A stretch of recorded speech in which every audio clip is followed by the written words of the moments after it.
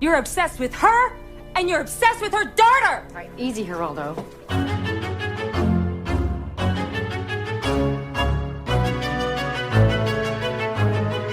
So I'm joined today by Dr. Harry Benshoff, and he is a faculty member in the Department of Media Arts at the University of North Texas.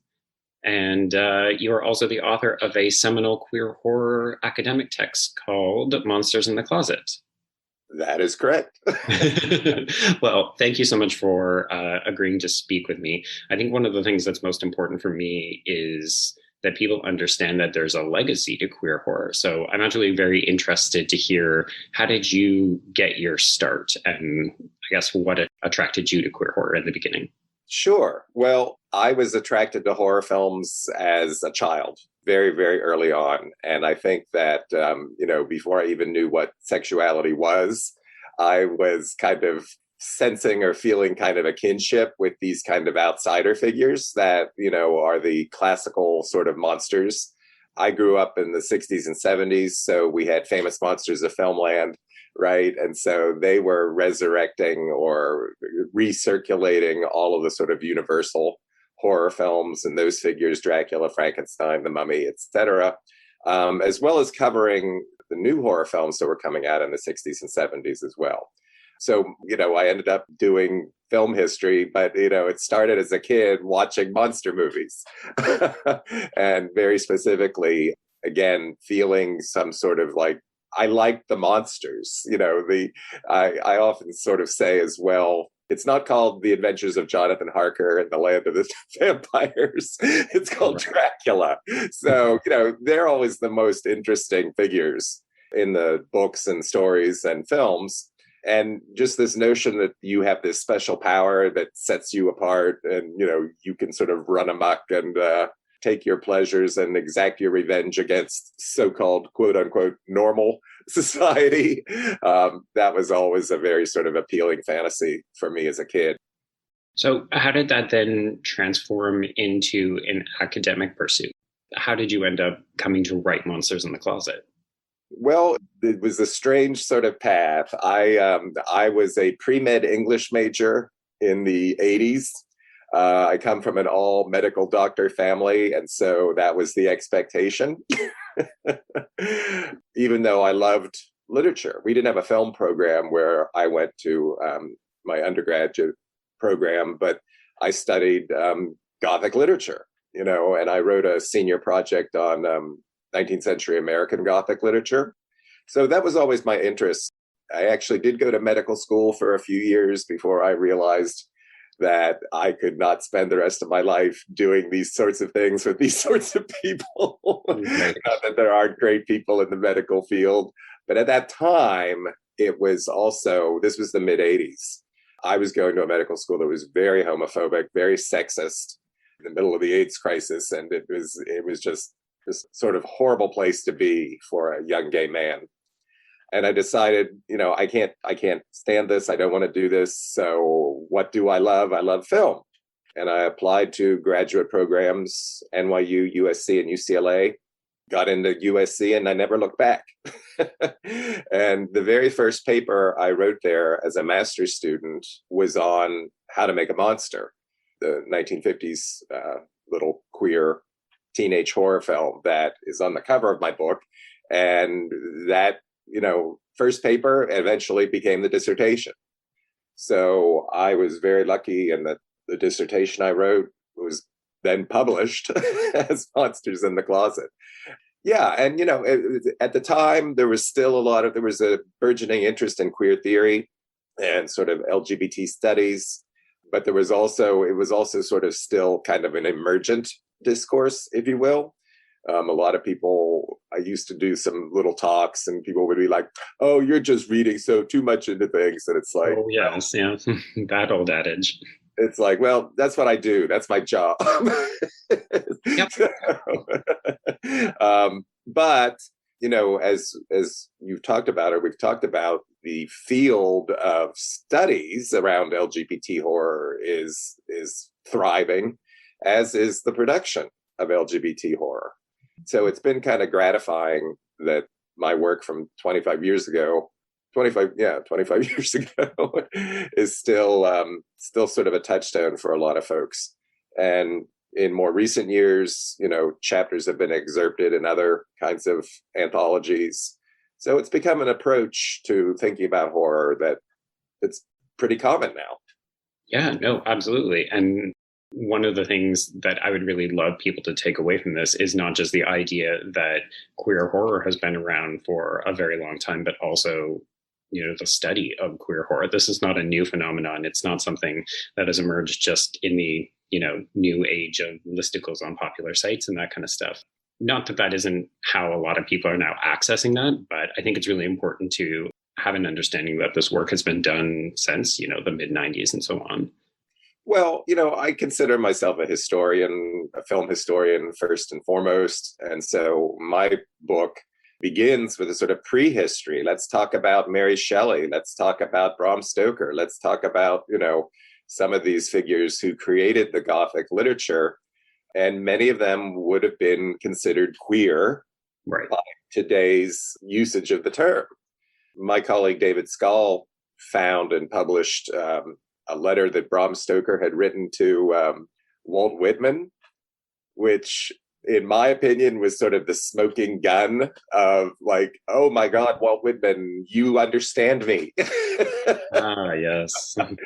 And of course, there was very little understanding or awareness of, queer sexualities in those earlier eras. But this kind of Gothic and science fiction literature has always been a place where you could sort of explore these kind of non-normative identities and sexualities.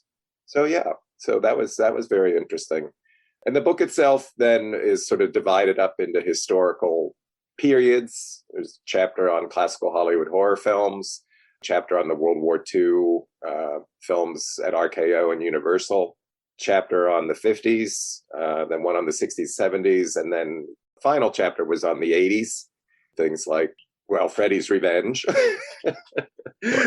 which has, again, I was one of the first people who was even talking about that film way back when, and now it's got an entire documentary and an entire cottage industry around it. And so I've written some other work and more sort of 20th century figures, David Dakota and Victor Salva. That was published in another anthology. But the field has just exploded. And I think a lot of it has to do with, streaming. We have these new technologies for new platforms, for new media. And so it goes from the listicles and the chat rooms to, Amazon and FX, all of those kinds of things that are looking for product, right? And this is a way to differentiate themselves and sort of, hey, let's do some more stuff around LGBT, which of course has exploded in its own right, right? Right. And I think, queer horror just sort of goes along with the explosion of LGBT representation and generally. Right. Yeah. So I'm interested because one of the things that I've discovered working in the field is that people have very different definitions of what they categorize or are willing to accept as queer horror. So some people will say, oh, if it's got a queer character in it, then I can consider it queer. Or some people say, no, it needs to be a leading character. Like it has to be the protagonist. It can't be the secondary best friend who only has one scene. But some people also consider, like David Dakota, Victor Salva, the rising group of folks like Chris Landon and Adam Robitel and Jeff Reddick and that kind of stuff, like behind the scenes cast and crew can contribute to the queer horror. So I'm curious, how do you define it, or do you place parameters around it? Well, in the book, I did define that there's different ways, and you've just enumerated a lot of them. There's characters, there's authorship, there's reception. Right. If a film speaks to queer audiences, then there's a sense that that's a queer film. Mm-hmm. Right. Wizard of Oz, I guess, being the most famous point. So I don't know that it's that important in my mind to sort of, draw lines. Again, I'm always interested in sort of seeing how things change and evolve. And of course, you don't have to have any kind of queer people involved in a text to have it say or be something about queer. Right. And I think especially in earlier decades, they were tapping into tropes which today we would consider more homophobic, right? So the trans psycho killer or lesbian vampires, whatever. And most of those were made by straight men.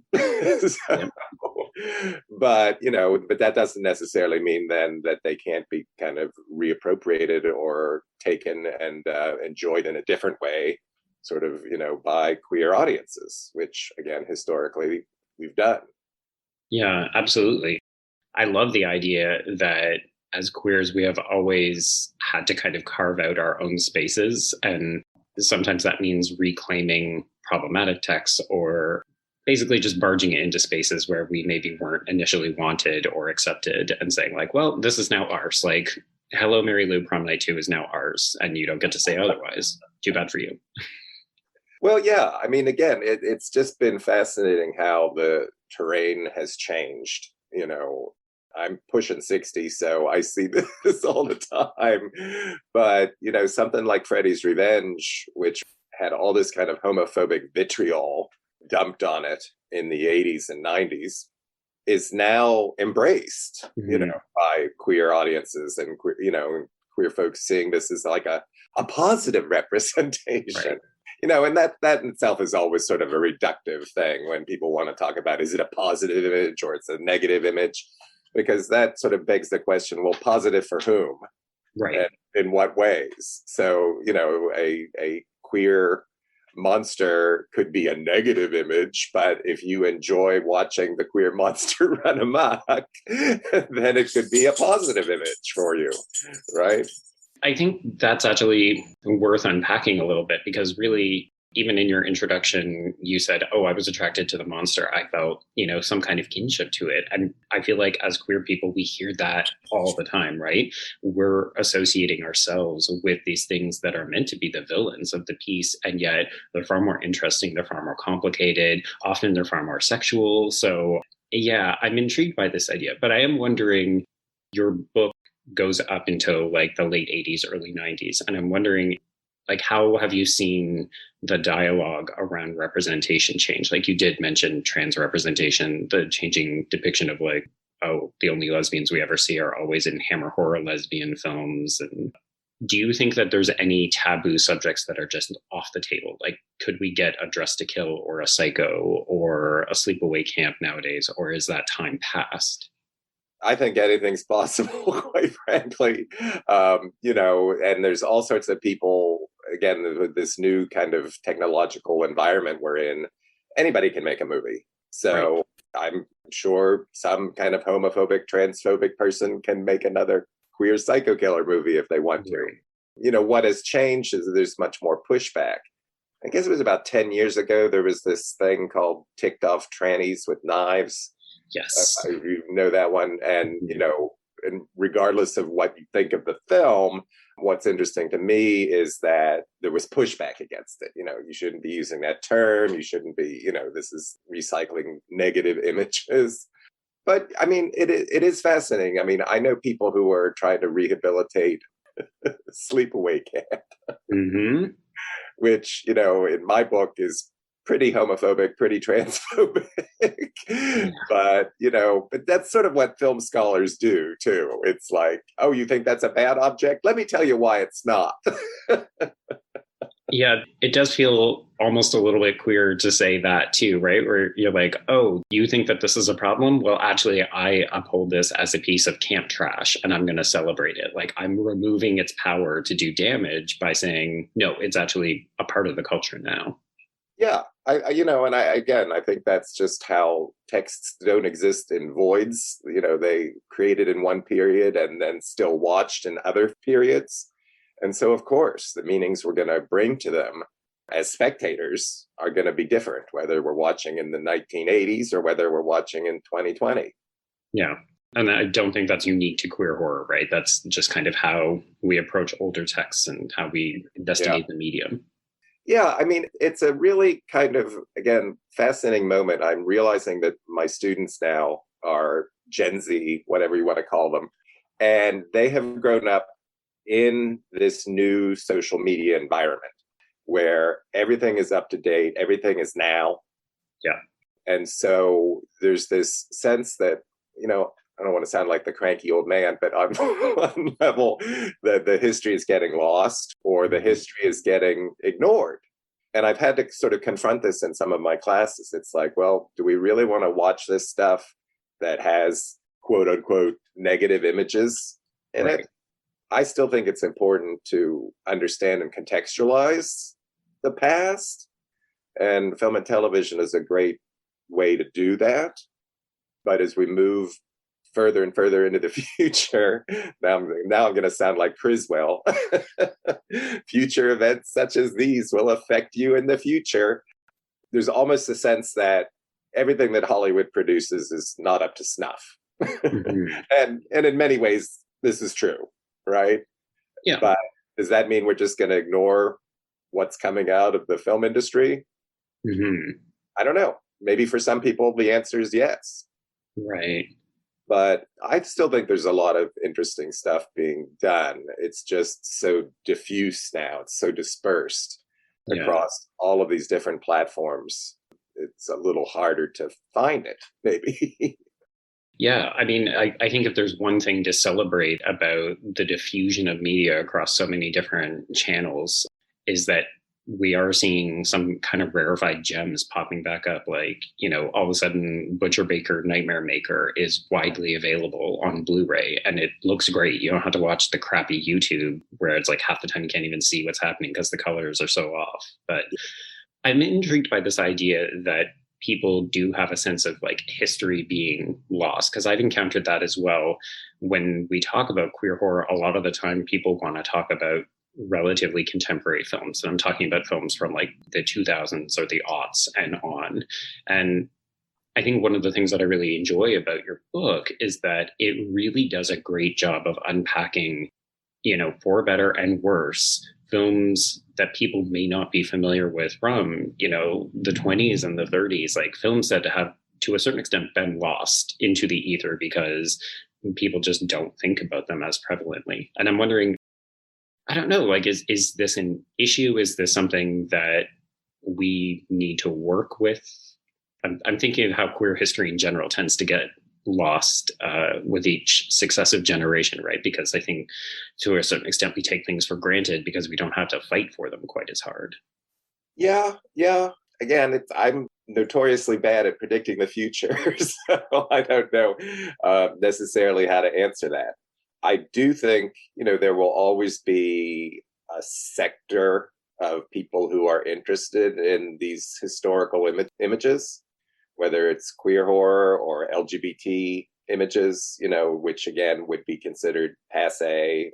And I think the proper way to do it is to do the contextualization. So Turner Classic Movies, for example, has been really good about, trying to sort of present stuff within kind of a historical context and talk about race, talk about class, talk about gender and sexuality, and talk about how some of these images might be considered very problematic from our current perspectives, but they were still important images at the time. I think it's in my book, or maybe it's in one of my other ones, talking about the killing of Sister George, which is a famous kind of lesbian film from the late 60s, again, made by straight men.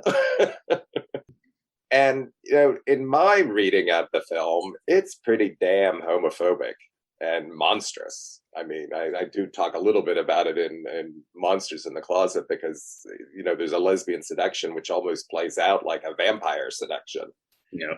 But yet you found folks, women of the period were like, oh my God, that film gave me so much. I loved that film because it talked about. Yeah. So even though they're not good images by today's standards, they still had a lot of historical impact. Right. On audiences in those periods. But yeah, I don't know. I mean, I think television has been, really, really important in terms of American Horror Story and in terms of True Blood and in terms of some of these other Hannibal shows like that. I see more queer horror now probably being done in those venues, Hollywood's not going to touch it. Right. I think they figured out that they can monetize it, right? And all of a sudden it's like, oh, there's an audience for this. Let's absolutely give Ryan Murphy as much money as he can put into his swimming pool. Well, again, but those are not playing at the Cineplex, right? And so it's a different kind of thing. Yeah, and that goes back to how the industry is structured now. And Hollywood is a global industry. And so there's plenty of places around the globe that don't want LGBT content. So we get these kind of pathetic, oh, there's an LGBT character in Avengers, blink and you'll miss them. That is not the representation I am wanting or needing, good sirs. But, so it's a complicated kind of thing. But to go back to what we were talking about, the fact that there is so much diffusion and dispersion, and that anybody can make movies, then that's really positive. As I'm sure there's no shortage of people making queer horror shorts and queer horror zines and queer horror whatever, right?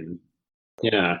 I'm interested because you did bring up the idea of global piece, because something that gets lost in the conversation is that this is not just a uniquely North American enterprise anymore, right? Like, we're seeing queer horror coming out of some really interesting foreign markets. I'm wondering, do you see a difference in the depiction or the kinds of stories that we're seeing from like North Americans versus Europeans and so on? Well, I think you're going to have to give me a little help here, because my work tends to be very sort of stuck in North America. So what are some of the films or industries that you're talking about that you see? So I think, people tend to glom on to, I guess, recent examples like Knife Plus Heart from France, or Rift from Iceland, or that one, The Handmaiden from South Korea. They're interesting pieces, if only because they're often far more frank with their sexuality, or they're more willing to be dark, because I think they are aimed at different kinds of markets. And North Americans are notoriously, we don't like unhappy endings, give us lots of violence, but try to keep the sex a little bit more limited. We're still a little bit afraid of that, a little puritanical. So I found it interesting to see how some of the more risque kind of button pushing content is coming from outside of North America. But I also don't know if that's an explicitly queer horror piece, or if that's just... I think there is an overlap with the so-called extremity, films of the extreme, or whatever you want to call it. And, and that really started to happen in the 90s with a lot of releases in North America of like Asian. And there was even a brand called Asia Extreme. Right? Yes, there was. And so, and scholars have really kind of torn that apart in terms of, how that, corresponds to Western fantasies about the Oriental other, right? But then it also, there's definitely a strand in Europe around the sort of French, a lot of the French films. You might throw Human Centipede in there, into that category. Yeah. More recently, what was it, Raw? Yep. And so, you're absolutely right that there are films made in other national contexts that are more willing to push the borders, push the boundaries.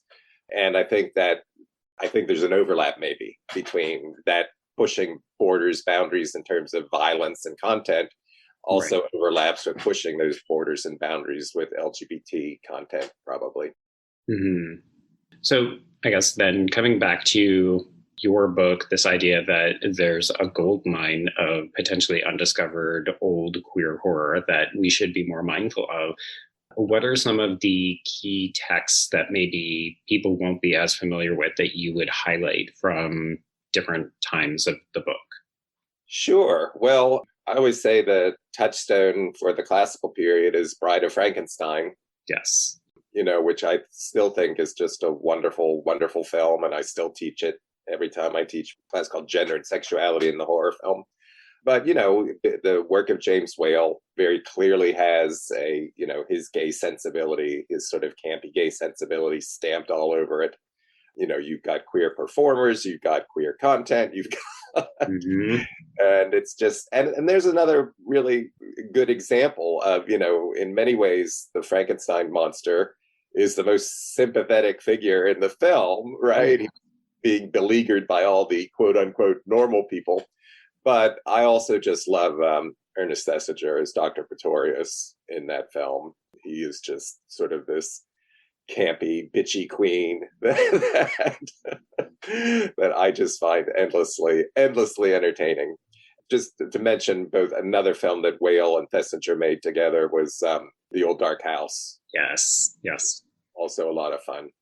I talked a little bit about some of the Val Lewton films in the 40s, sort of starting to do some more what we would today call queer connotation or sort of, lesbian or gay sort of hints in those films. They're just marvelously made little atmospheric horror films as well. 50s gives us, of course, Ed Wood's work, for better or worse. And I'm a big fan of the so-called teenage horror films. Yeah. Like Teenage Frankenstein, Teenage Werewolf, How to Make a Monster. I did not know it at the time, but the guy who was producing all those films was himself a gay man. Oh, really? Okay. And you can see this kind of thing even when he went to England then and was making films with Michael Gough. There's still this kind of very queer, older mad scientist and the young male assistant, Right. which we're going to do experiments on kind of thing going on in those films. So they're a lot of fun. Well, that's sort of bringing us more up to date. I think everybody knows The Lost Boys and Right. Fright Night and these kinds of things as well. And of course, Rocky Horror. But there's another great example of how, when that film came out, it was 20th Century Fox. It was, considered beyond the pale. Mm-hmm. And it bombed, right? And now it's like on television for 24 hours every.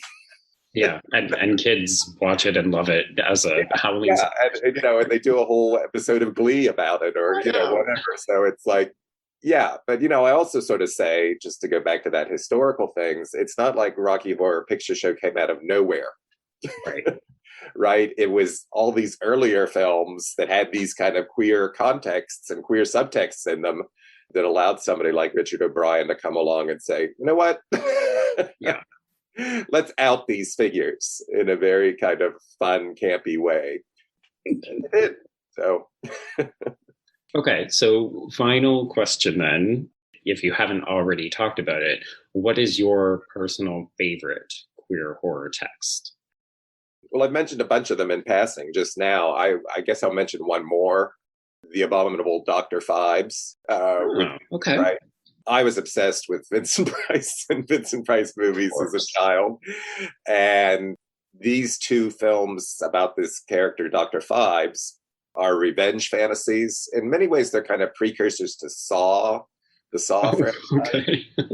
Well, because Dr. Phibes creates these sort of very unique and artistic and colorful ways to murder people. Right. Right? And so there's a little bit of that, but they're beautifully made. They're British films by Robert Fust, and they have this kind of, deliberately queer, campy kind of sensibility behind them, where it's kind of, they're right on the edge of this sort of, it's a horror film, but it's also wink, wink, nudge, nudge. Right.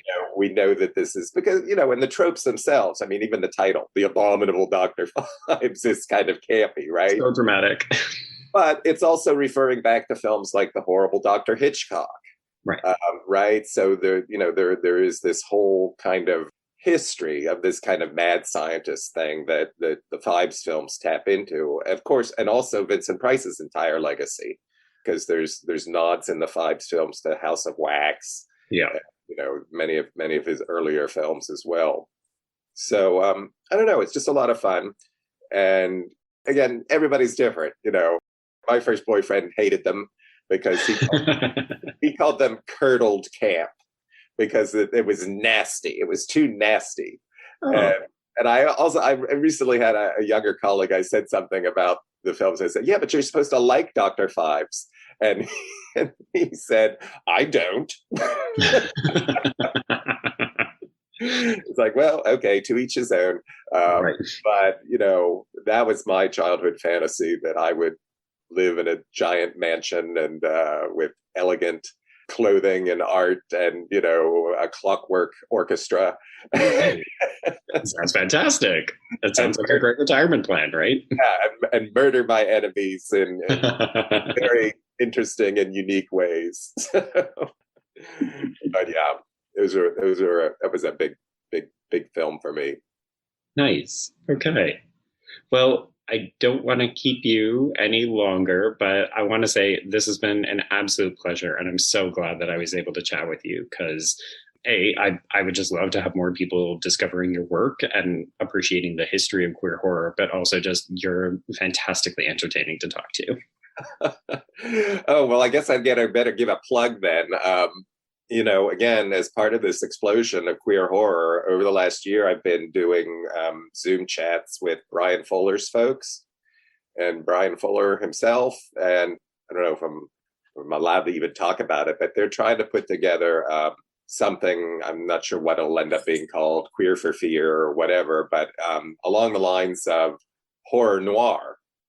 Oh, wow. Okay. There was this recent documentary, right, about race and horror. And so it's a good indication, again, that there is now a market for a documentary on this particular subject. So hopefully that'll be something that's coming in the near future as well. Yeah, I think a lot of people are actively looking forward to that. It's just a question of when do we finally get to see it? Well, hopefully things are getting back to normal. There we go. Yeah. Well, Professor Benshoff, thanks again so much for your time. And hopefully we can reconnect in the future and have some more chats.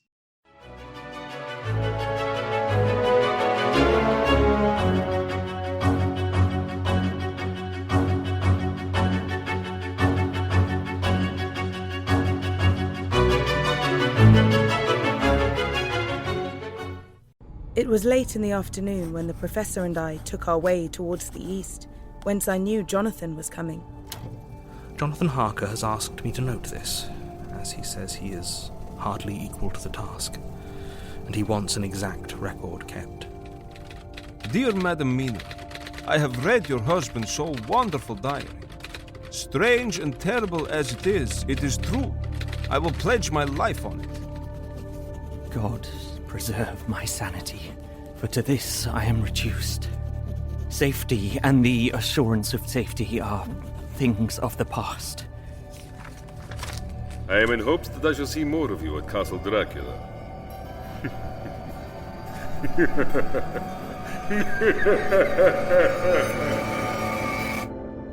Listen to Regarding Dracula wherever you listen to podcasts, or find us online at bloody.fm.